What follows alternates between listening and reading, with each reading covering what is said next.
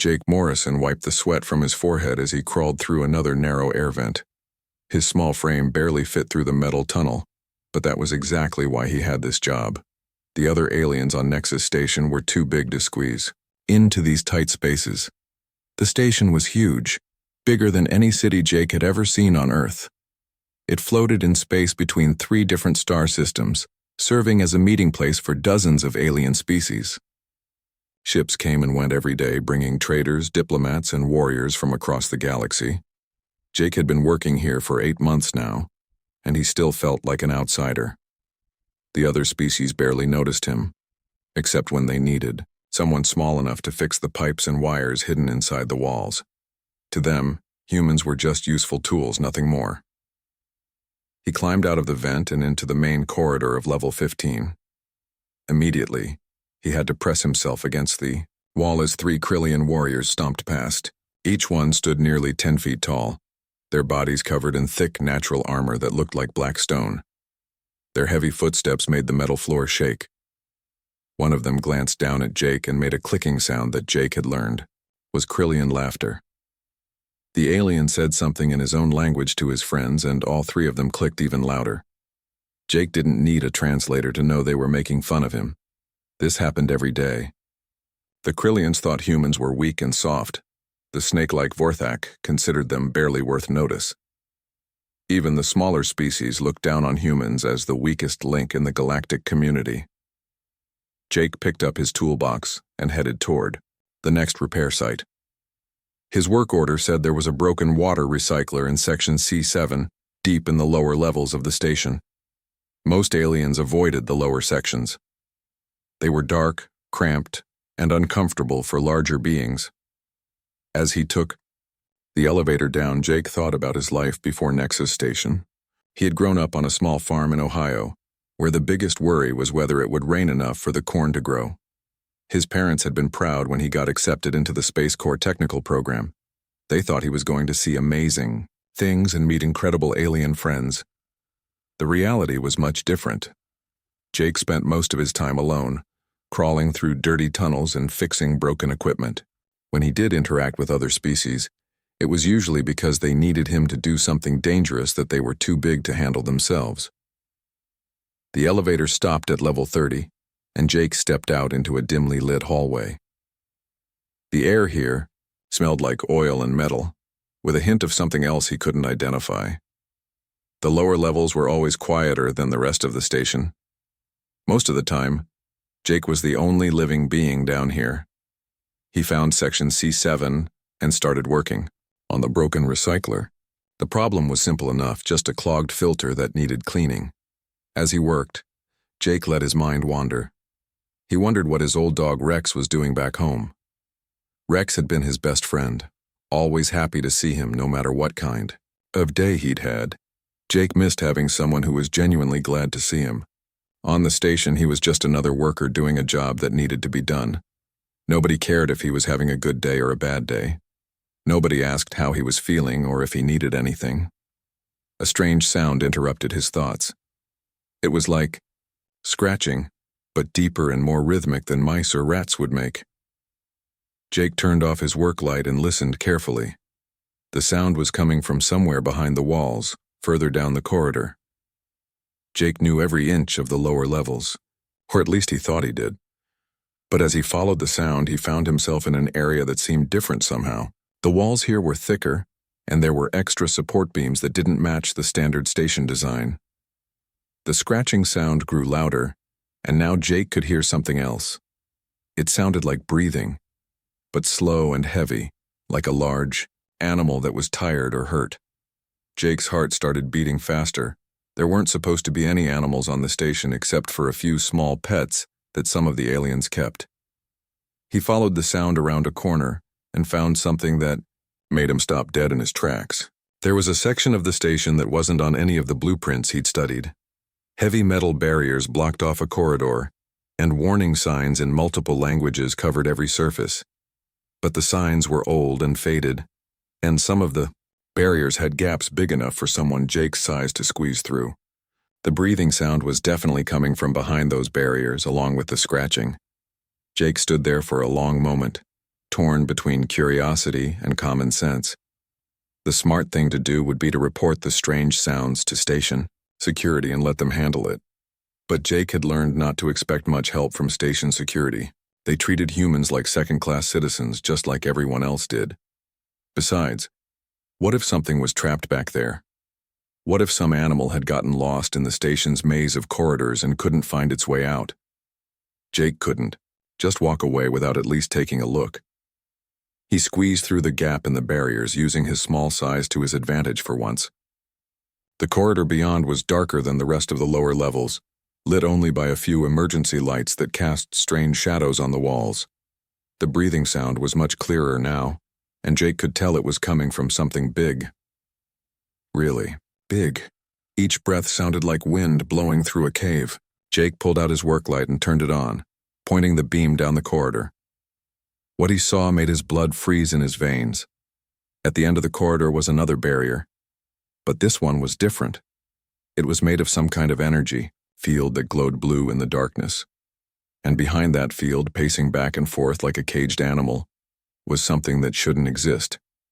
It was enormous, at least 12 feet tall, covered in dark fur that seemed to absorb the light from Jake's flashlight. Its eyes glowed like amber jewels in the darkness, and when it moved, every muscle in its powerful body flowed like water. Jake had seen pictures of creatures like this in his galactic species database, but they were supposed to be extinct. This was a shadow maw, the most feared predator in known space. According to every book Jake had read, they had all died when their home planet was destroyed in an ancient war. Yet here one was, trapped behind an energy field in the deepest part of a Nexus station. The creature noticed Jake's light and turned to look at him. For a moment, human and predator stared at each other across the barrier. Jake expected the thing to roar or charge at the field, trying to break through to get at him. Instead, it just sat down on its haunches and tilted its massive head to one side like a curious dog. Jake realized he was holding his breath. This creature could kill him in seconds if it wanted to, energy field or no energy field. It was built for hunting and killing, with claws that could slice through metal and teeth that could crush bones. Everything about it screamed danger. But as Jake looked into those glowing amber eyes, he didn't see a mindless killer. He saw intelligence and something else that surprised him even more. He saw loneliness. The great predator was injured. Jake could see patches of missing fur and what looked like old scars along its sides. Worse, it looked thin, like it hadn't been eating enough. There was a small opening in the barrier, probably meant for food delivery, but Jake could see that the area around it was mostly empty. Someone was keeping this magnificent creature prisoner, and they weren't taking very good care of it. Jake took a step closer to the barrier, and the shadow maw's ears perked up. It watched him with those intelligent eyes, but it didn't show any signs of aggression. If anything, it seemed curious about this small human who had found its prison. "Hey there, big guy," Jake said softly. "You look like you could use a friend." The word surprised him as much as they seemed to surprise the creature. But as Jake stood there in the darkness, looking at the galaxy's most feared predator, he realized something important. They were both outcasts, both forgotten and ignored by the rest of the station. Maybe they had more in common than anyone would expect. Jake couldn't sleep that night. Every time he closed his eyes, he saw those glowing amber eyes staring back at him. The shadow maw had watched him leave without making a sound, but Jake could feel its gaze following him all the way back to the main corridors. He lay in his small bunk in the human quarters, staring at the ceiling and thinking. Everything he had learned about shadow maws said they were killing machines, creatures of pure instinct and rage. But the being he had met in that hidden prison didn't match those descriptions at all. The creature had looked tired and hurt. Worse than that, it had looked sad. Jake had seen that same expression in the eyes of abandoned dogs back on Earth. Animals that had been mistreated and forgotten by the people who were supposed to care for them. By morning, Jake had made up his mind. He was going back. He spent his regular work shift fixing a broken air filter on level 12, his mind elsewhere the entire time. When his supervisor, a gruff Vorthak named Saleth, dismissed him for the day, Jake didn't head back to his quarters like usual. Instead, he made his way to the station's food storage areas. Jake had learned early in his time on Nexus Station that different species ate different things. The Krillians preferred a kind of protein paste that smelled terrible to humans. The Forthak ate live insects that they kept in special containers, but there were also standard rations that most species could digest, high-energy food blocks that tasted bland but provided good nutrition. Jake slipped a few of the food blocks into his tool bag, along with a portable medical scanner he had borrowed from the maintenance supplies. If he was caught, he would be in serious trouble, but something told him this was the right thing to do. Getting back to the hidden prison was easier the second time. Jake had memorized the route, and he knew which corridors to avoid during shift changes. The lower levels were always quiet, but tonight they seemed even more silent than usual. When he squeezed through the gap in the barriers again, Jake could hear the shadow maw moving around in its cell. The creature's breathing sounded different somehow, more alert. Maybe it had been waiting for him to come back. Jake turned on his work light and approached the energy barrier. The shadow maw was sitting in the same spot as before, but this time its ears were perked up and its head was tilted at an angle that looked almost hopeful. "I brought you something," Jake said quietly, pulling one of the food blocks from his bag. The meal slot was narrow, designed to make feeding as difficult as possible, but Jake managed to slide the block through. The shadow maw approached the food cautiously, sniffing it first before taking a careful bite. Its eyes widened, and it quickly devoured the rest of the block. Jake realized this was probably the first decent meal the creature had received in weeks, maybe months. As the shadow maw ate, Jake got his first really good look at its living conditions. The cell was barely large enough for such a massive creature to move around. There was no bedding, just cold metal floors. The walls were covered with scratches where the creature had tried to mark the passing days, or maybe just to keep from going insane. Worst of all, Jake could see the modifications that had been made to the prison. There were viewing ports that had been sealed over, suggesting that people used to come and stare at the captive predator like it was an exhibit in a zoo. Speakers mounted in the walls could probably broadcast sounds to torment the prisoner. This wasn't just a jail cell, it was a torture chamber. "Who did this to you?" Jake whispered, more to himself than to the creature. To his complete shock, the shadow maw looked up from its meal and made a sound that was almost like speech. It was rough and broken, but Jake could make out words in standard Galactic. "Zenth. Took. From pack." Jake's heart nearly stopped. The creature could talk. It understood standard Galactic, and it was trying to communicate with him. Commander Zenth, the brutal Krillian who ran Nexus Station, had been responsible for capturing this being. "You can understand me," Jake said, speaking slowly and clearly. "How long have you been here?" The shadow maw held up one massive paw and slowly extended its claws. Jake counted them. 5. Then it did it again. And again. 15 times total. 15 years? Jake asked, horrified. The creature nodded its great head, and Jake saw something he had never expected to see in the eyes of a predator. He saw tears. Jake spent the next hour talking to the shadow maw, learning bits and pieces of its story. Its name was something that sounded like a deep growl mixed with a rumble of thunder, impossible for human vocal cords to reproduce. But it seemed to understand when Jake started calling it Hunter, tilting its head in what might have been approval. Hunter had been captured as a young adult, taken from his pack during a hunting expedition. The shadow maws were not extinct, as most of the galaxy believed, but they were rare and lived in hidden communities far from the major space lanes. Hunter's pack had probably spent years searching for him before giving up hope. Commander Zenth had kept Hunter as a personal trophy, proof of his power and hunting skills. For the first few years, Zenth had brought important visitors down to see his captive shadow maw, using Hunter's presence to intimidate business partners and political rivals. But as time passed and the novelty wore off, Hunter had been forgotten, left to waste away in his hidden prison. Jake learned that shadow maws were pack hunters, social creatures who depended on family bonds for their emotional well-being. Keeping one in isolation was not just cruel, It was a form of psychological torture that would have driven most beings insane.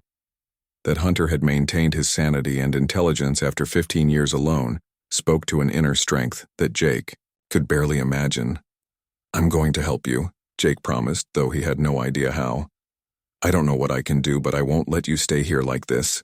Hunter looked at him for a long moment, then did something that nearly made Jake fall over. The massive predator lowered his great head and made a sound that was unmistakably a purr, like the biggest cat in the universe expressing contentment. From that night on, Jake visited Hunter every day after his regular shift. He brought food, medical supplies, and most importantly, companionship. Jake talked about his life on Earth, describing the green fields and blue skies of his home world. He told Hunter about his family, his friends, and his dog Rex. Hunter listened to everything, occasionally asking questions in his broken standard Galactic. His speech improved rapidly with practice, and Jake realized that the Shadow Maw had been listening to station communications for years, slowly teaching himself the common language of the galaxy. In return, Hunter began sharing stories of his own people. He described the vast forests of his home world, where Shadow Maw packs lived in harmony with their environment. He told Jake about the complex social structures of his species, how they valued loyalty and family above all else. Shadow Maws were not the mindless killers that galactic propaganda portrayed them as. They were intelligent, emotional beings with rich cultural traditions. Jake also learned that Hunter had been studying his prison for years, memorizing every detail of the energy field that held him captive. He knew the guard schedules, the power fluctuations, and the weak points in the barrier system. Hunter could have escaped years ago if he had wanted to, but he had nowhere to go and no way to find his way home across the vast distances of space. More than that, Hunter had accepted his fate with the dignity of his people. Shadow Maws believed that a meaningless death was worse than a purposeful life, even if that life was spent in captivity. But now, for the first time in 15 years, Hunter had found a purpose again. He had found a friend. The friendship between the small human and the great predator grew stronger each night. Jake began bringing entertainment, playing music from his personal device and showing Hunter pictures of Earth on his tablet. Hunter taught Jake about reading body language and understanding the subtle communications that all predators used. Most importantly, they began to trust each other completely. Jake knew that Hunter could kill him instantly if he wanted to, but he never felt afraid. Hunter knew that Jake was risking his career and maybe his life by visiting, but he never took that sacrifice for granted. 3 weeks after their first meeting, Jake made a discovery that changed everything. While cleaning out an old storage room, he found Commander Zenth's personal files from years past. Hidden among reports and supply orders were records of illegal hunting expeditions, captures of rare species, and detailed plans for a private collection of galactic predators. Hunter wasn't the only prisoner. There were others, hidden in different parts of the station, suffering in silence while Zenth used them as trophies and torture subjects. Jake realized he had stumbled onto something much bigger and more horrible than one captured Shadow Maw. But he also realized something else. Hunter wasn't just his friend anymore. Hunter was his brother, and Jake would do anything to protect him, even if it meant going up against the most powerful beings on the station. The question was whether one small human and one imprisoned predator could possibly stand against the forces that had kept them both down for so long. Jake's visits to Hunter became the most important part of both their days. Every evening after his maintenance shift ended, Jake would make his careful way down to the hidden prison with food, medical supplies, and news from the upper levels of the station. Hunter's health improved dramatically with proper nutrition and care. His fur grew back thick and glossy, his wounds healed, and the light returned to his amber eyes. More importantly, his spirit seemed to recover from the long years of isolation and neglect. The two friends developed their own special language, mixing Hunter's broken standard galactic with gestures and expressions that only they understood. Jake learned that when Hunter's ears twitched in a certain way, he was amused. When his tail moved slowly from side to side, he was thinking deeply. When he made a soft rumbling sound in his chest, he was content. Hunter, in turn, became an expert at reading Jake's moods. He could tell when the small human had experienced a particularly difficult day dealing with the other species on the station. He knew when Jake was tired, frustrated, or lonely just by the way he walked into the prison chamber. One evening, Jake arrived looking worse than Hunter had ever seen him. His face was bruised, and he moved like his ribs were sore. Hunter immediately rose to his feet, his eyes blazing with concern and anger. "What happened, small brother?" Hunter asked, using the term of affection he had started calling Jake. Jake tried to smile, but it was clearly painful. "Just a misunderstanding with some Krillian security guards. They thought I was in an area I wasn't supposed to be in." Hunter's lips pulled back from his teeth in a snarl.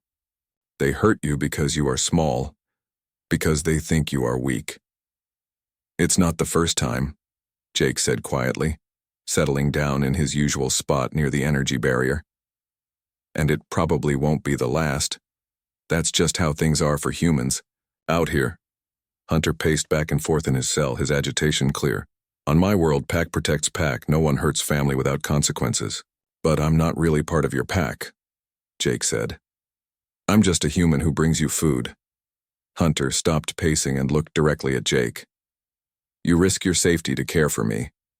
You bring me medicine when I am sick, food when I am hungry, and friendship when I am alone.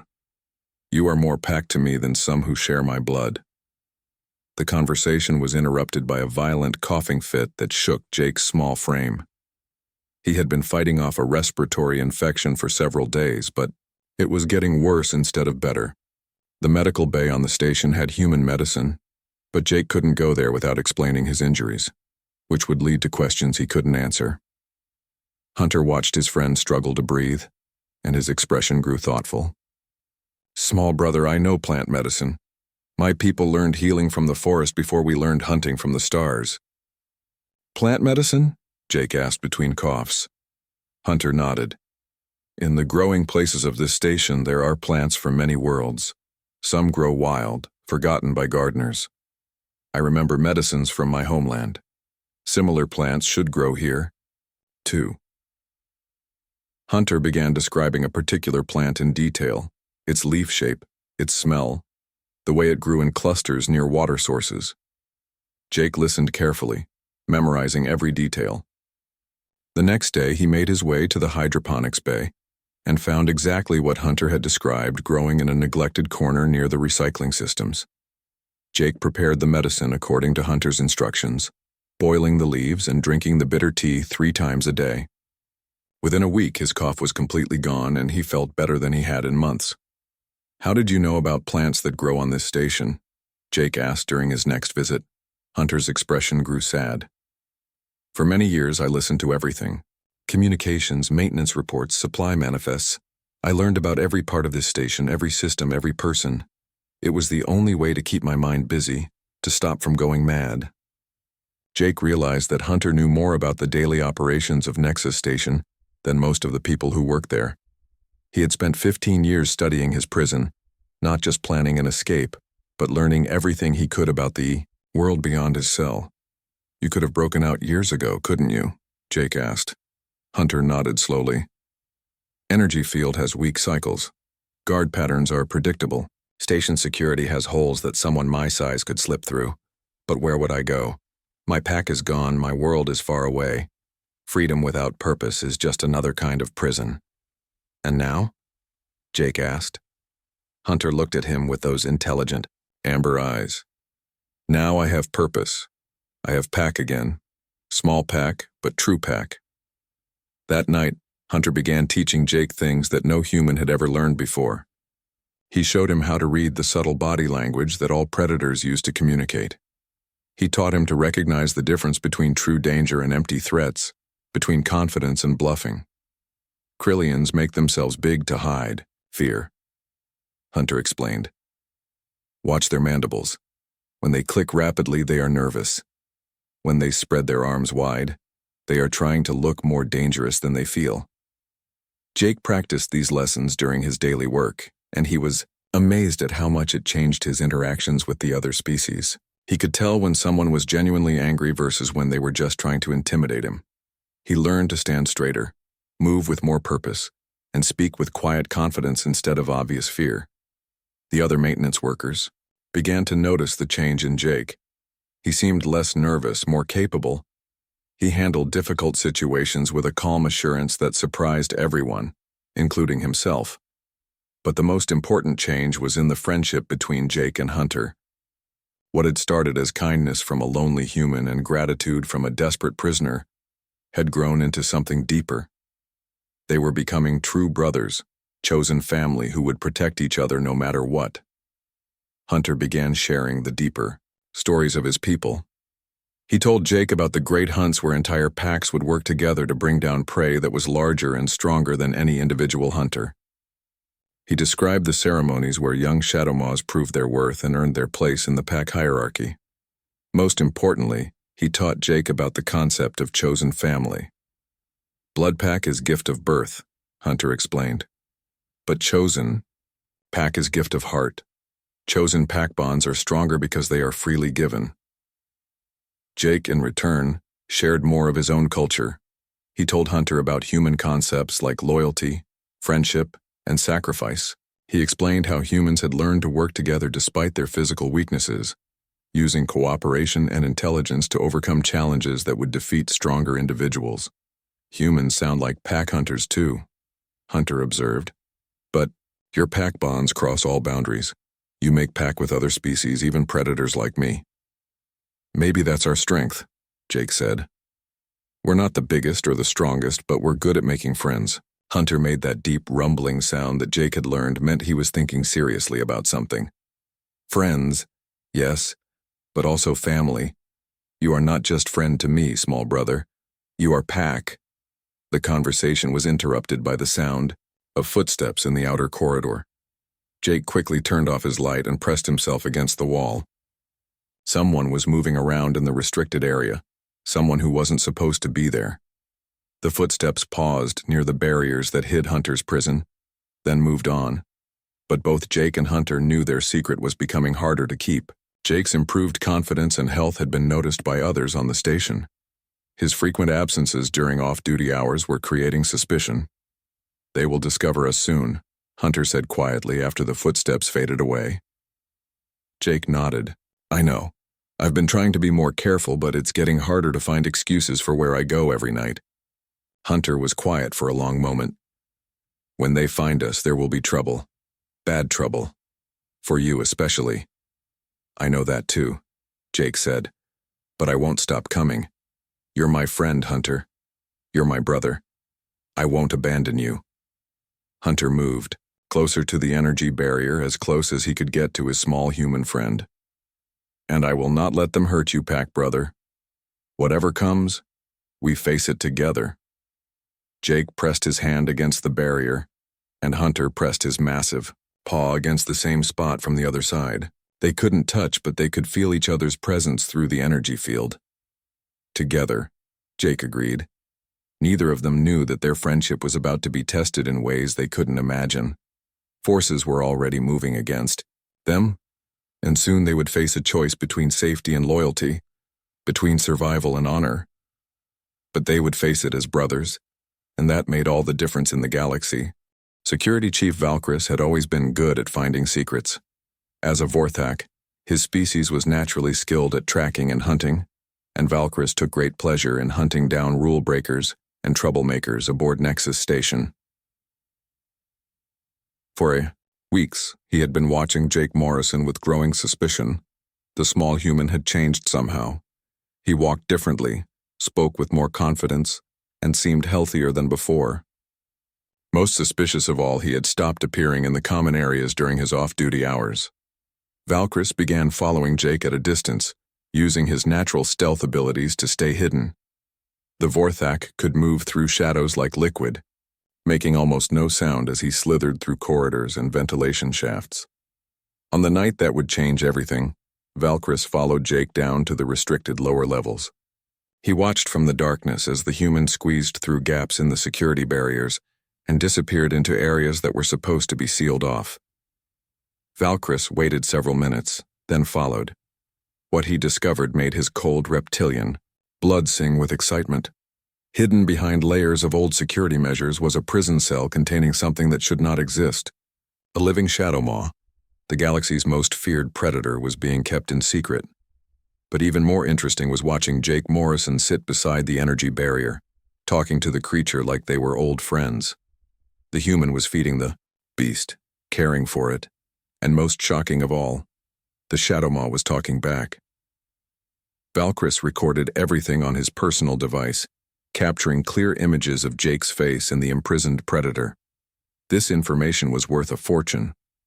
Commander Zenth would pay well to know that his secret trophy was being visited by a human maintenance worker. Better yet, Valkyris could see opportunities for his own advancement. If he played this correctly, he might be able to extract valuable information about shadow maw biology and behavior. The galactic scientific community would pay incredible amounts for data about a living specimen of an extinct species. Instead of arresting Jake immediately, Valkyris slipped away to plan his next move. He would wait for the perfect moment to spring, his trap, when he could catch both the human and learn the most from the situation. That moment came 3 days later. Valkyris had studied Jake's schedule and knew exactly when the human would make his next visit to the hidden prison. He gathered a team of security guards and positioned them throughout the lower levels, cutting off all escape routes. Jake had no idea he was walking into a trap. He made his way down to Hunter's prison just like every other night, carrying a bag of food and medical supplies. He was looking forward to telling Hunter about his day and hearing more stories about shadow maw culture. As Jake squeezed through the gap in the barriers, he sensed something was wrong. The air felt different somehow, and Hunter's usual greeting, rumble, was missing. Jake turned on his light and immediately saw the problem. Security Chief Valkyris was standing beside Hunter's cell, flanked by 4 armed guards. The Vorthak's serpentine features were twisted in a cruel smile, and his forked tongue flicked out to taste Jake's fear in the air. Well, Valkyris hissed. The little human has been keeping secrets. Jake's heart hammered in his chest, but he forced himself to stay calm. Hunter had taught him to read body language and control his reactions. He could see that Hunter was pressed against the far wall of his cell, every muscle in his body tense and ready. "I don't know what you're talking about," Jake said, trying to keep his voice steady. Valkyris laughed, a sound like steam escaping from a broken pipe. "Don't insult my intelligence, Morrison. I have recordings of your little friendship with this beast. Commander Zenth is very interested in learning how you discovered his private collection." Jake felt his stomach drop. If Commander Zenth was involved, this was worse than he had feared. The brutal Krillian commander had no mercy for anyone who crossed him. "You've been stealing food and supplies," Valkyris continued, "trespassing in restricted areas, communicating with a dangerous predator without authorization. These are serious crimes, human." "He's not dangerous," Jake said before he could stop himself. "He's intelligent and peaceful. He wouldn't hurt anyone unless he had to." Valkyris's smile grew wider. "How touching. The pet human cares about his monster friend. This makes everything so much more interesting." Heavy footsteps echoed through the corridor as Commander Zenth arrived. The massive Krillian had to duck to fit through the passage, his armored exoskeleton scraping against the walls. His 4 eyes glowed red in the darkness, and his mandibles clicked with anticipation. "So this is the human who has been playing with my trophy," Zenth rumbled in, his deep voice. "I admit, I am curious about how you managed to find this place." Jake said nothing. He could see Hunter watching from his cell, those amber eyes burning with controlled fury. The great predator understood exactly what was happening, and Jake could tell he was calculating distances and weaknesses. "The beast seems attached to you," Zenth observed. "This presents us with an opportunity. You see, Morrison, I have been trying to extract information from this creature for many years. Details about shadow maw biology, hunting techniques, the location of other survivors. But it has been stubbornly silent." Zenth pulled out a device that Jake recognized with horror. It was a pain inducer, a torture device that could cause agony without leaving permanent marks. The commander activated it and pointed it at Jake. "Now, however, I have leverage," Zenth continued. "Watch your friend suffer, beast, and perhaps you will become more talkative." The pain hit Jake like lightning. Every nerve in his body screamed at once, and he collapsed to the floor, unable to control his muscles. The agony was beyond anything he had ever experienced, like being burned alive from the inside. Through his screams, Jake heard a sound that made his blood run cold. It was Hunter's voice, but not the gentle rumble he was used to. This was something primal and terrifying, a roar that seemed to shake the very foundations of the station. "You hurt my brother," Hunter said, and his voice was deadly calm despite the rage burning in his eyes. The words were followed by a sound that no one aboard Nexus Station had ever heard before. It was a Shadow Maw war cry, a harmonic howl that their species used to coordinate pack attacks. The sound vibrated through the metal walls and floors, seeming to come from everywhere at once. Alarms began blaring throughout the station as the sound triggered security sensors. Emergency lights flashed red, and automated systems began shutting down non-essential power to protect against what the computers interpreted as a seismic event. But Hunter wasn't finished. The great predator had spent 15 years studying every detail of his prison, memorizing power cycles and system weaknesses. He had never tried to escape because he had nowhere to go and no one to protect. Now he had a brother to save, and brothers protect each other. Hunter focused every ounce of his apex predator heritage into a single, devastating display of power. His roar intensified, reaching frequencies that interfered with the energy field's harmonic stabilizers. The barrier flickered once, twice, then began fluctuating wildly. Commander Zenth and his guards watched in growing horror as the containment field that had held the galaxy's most dangerous predator for 15 years began to fail. The energy barrier sparked and crackled, its blue glow shifting to angry red. Valkyris was the first to understand what was happening. "The field is collapsing," he hissed. "We need to get out of here now." But it was too late. With a final, earth-shaking roar, Hunter channeled all his fury and desperation into one last assault on his prison. The energy field exploded in a shower of sparks and died completely. For the first time in 15 years, nothing stood between the Shadow Maw and his enemies. Hunter stepped out of his cell slowly, deliberately, his amber eyes fixed on the beings who had hurt his pack brother. He was magnificent and terrible, 12 feet of perfectly evolved predator finally free to protect what mattered most to him. The security guards raised their weapons, but their hands were shaking. They had trained to fight criminals and troublemakers, not apex predators in protective fury. "Run," Hunter said quietly, his voice carrying the promise of violence. "Run now, and you might live." Commander Zenth and Security Chief Valkyris suddenly found themselves facing something they had only heard about in terrified whispers. A Shadow Maw in full protective mode, defending his chosen pack, and the small human he called brother was behind, him safe and sound, no longer alone in a hostile galaxy. What followed was not the bloodbath that everyone expected. Hunter moved through the corridors of Nexus Station like flowing shadow, but his actions were precise and controlled. He was not a mindless killer seeking revenge. He was a protector, defending his pack, and there was a difference. Security Chief Valkyris tried to run, but Hunter was faster. The great predator caught the Vorthak in the main corridor and lifted him off the ground with one massive paw. Instead of crushing him, Hunter carried Valkyris to the nearest security station and hung him from the ceiling with his own restraint cables. "You will stay here and think about what you have done," Hunter said calmly. "Perhaps you will learn that causing pain to others brings pain to yourself." Valkyris dangled helplessly, alive but completely powerless, watching as Hunter moved on to find his next target. Commander Zenth had barricaded himself in the station's command center, surrounding himself with his most loyal guards. The massive Krillian was shouting orders into his communicator, calling for reinforcements and demanding that someone explain how a supposedly secure prison had failed. Hunter appeared at the command center entrance, like a nightmare made real. The blast doors that were supposed to keep intruders out might as well have been made of paper. Hunter's claws sliced through the metal like it was soft cheese, and he stepped into the room with the casual confidence of someone who knew he was the apex predator. The guards opened fire with their energy weapons, but Hunter moved like liquid, lightning. He flowed between their shots, disarming them with surgical precision. Within seconds, every guard in the room was unconscious or restrained, and Hunter stood face to face with Commander Zenth. "You kept me in a cage for 15 years, Hunter said, his voice deadly quiet. "You tortured me for your amusement. You hurt my brother." Zenth tried to maintain his arrogance, but his mandibles were clicking rapidly with fear. "You are just one beast. I have an entire station of warriors at my command."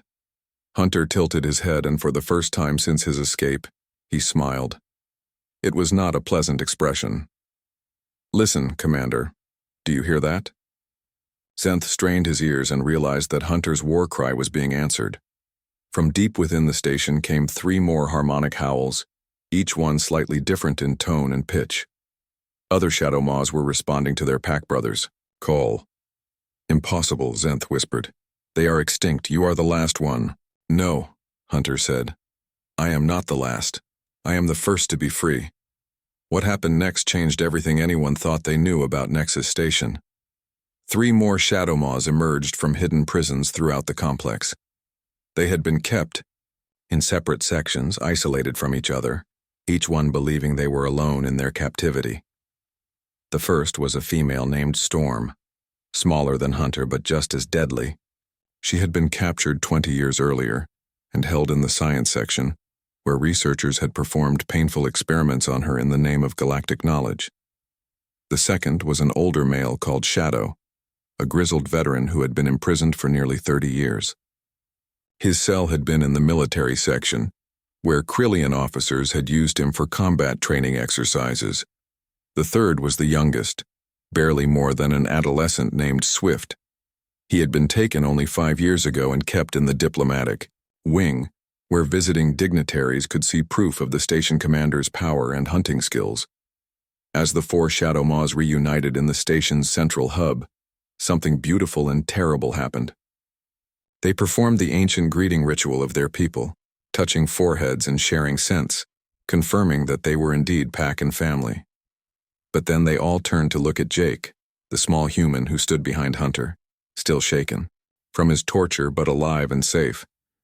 Jake expected them to see him as Hunter's pet, or maybe as a useful tool.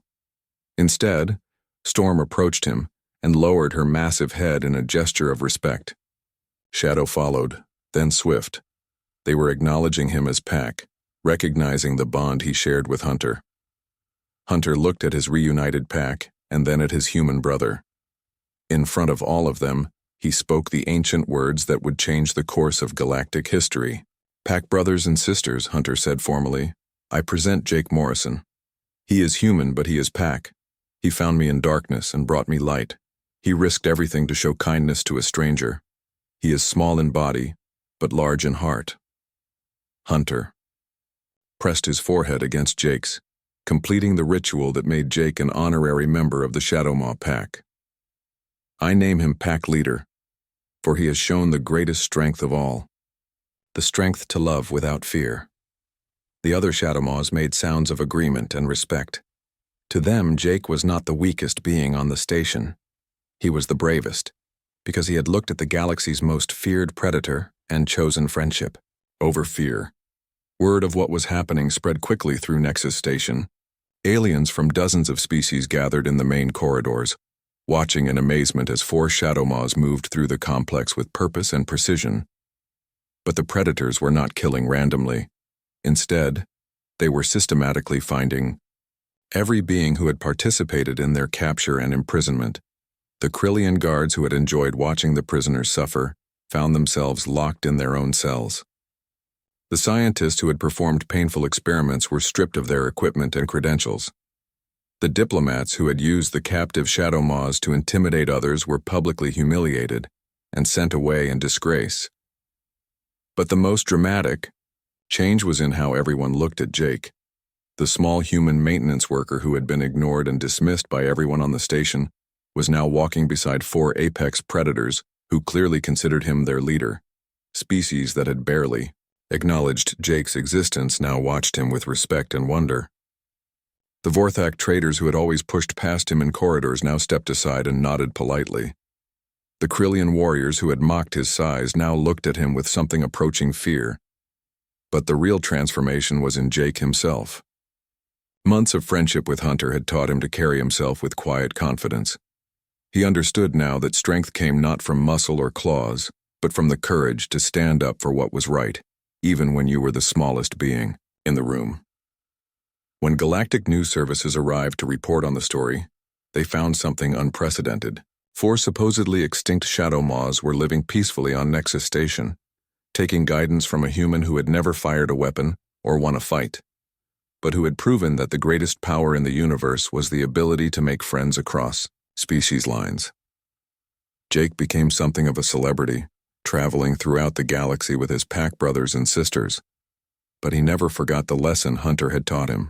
True strength came from protecting those who could not protect themselves, from showing kindness to those who were different, and from building bridges instead of walls. Other stations and colonies began requesting human crew members, not because they were small enough to crawl through tight spaces, but because they had a unique gift for bringing different species together. Humans became known as the peacemakers, the diplomats, and the bridge builders of the galaxy. Commander Zenth was removed from his position and put on trial for his crimes against sentient beings. During his testimony, he was asked how he had been defeated by creatures he had kept imprisoned for decades. "I thought I understood strength," Zenth admitted. "I thought it came from size and weapons and fear. But that human showed me something different. He showed me that the strongest beings in the galaxy are those who choose love over hate, friendship over fear." Jake Morrison returned to Earth only once, to visit his parents and tell them about his adventures. His old dog Rex was still alive, and Jake was amazed to see how easily Rex accepted Hunter and the other Shadow Maws. Dogs and Shadow Maws, it turned out, understood pack loyalty in very similar ways. But Jake's real home was now among the stars, traveling with his chosen family and proving every day that humans had something special to offer the galaxy. They were the species that could look at any being, no matter how different or dangerous, and see the possibility for friendship. The galaxy learned an important lesson from Jake Morrison and his pack brothers. Size and strength were not what made someone powerful. The real power came from having the courage to extend your hand in friendship, even when everyone else told you to be afraid. In the end, they never laughed at the small human again. Instead, they learned from him, and the galaxy became a better place because one maintenance worker from Ohio decided that everyone deserved to have a friend.